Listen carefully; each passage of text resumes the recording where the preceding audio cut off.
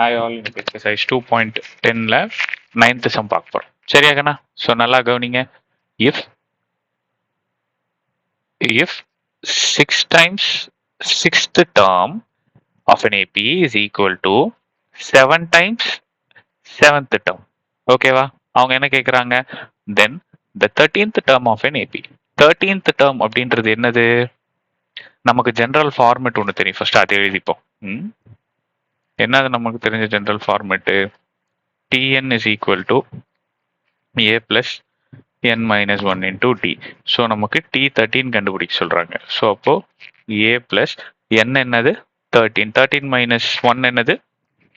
12 d. So அப்போ T13 அப்படிங்கிறது a plus 12d. ஆமாவா? சரி, இப்போ இதை சால்வ் பண்ணுங்க. 6 இன்ட்டு ஸோ T6 இந்த ஃபார்முலால போடுங்க. So a plus nன்றது 6, n minus 1ன்றது 5d is equal to 7. a plus nன்றது 7, n minus 1 6d. முடிஞ்சதா? ஸோ இது போடுங்க. இது உள்ளுக்குள்ளார multiply. 6a plus 30d is equal to 7a plus 42d. So அப்போ இங்க நல்லா கவனிங்க. இந்த 6aவும் 30dயும் இந்த சைடு. ஸோ 7a 6a இந்த சைடு போச்சுன்னா minus 6a plus 42d plus 30 இந்த பக்கம் போச்சுன்னா மைனஸ் 30d.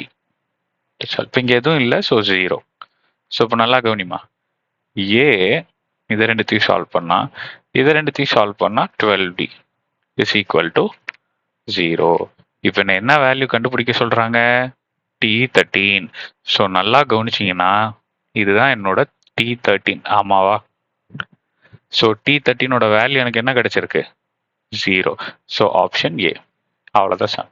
நெக்ஸ்ட் டைம் பார்க்கலாம். தேங்க்யூ.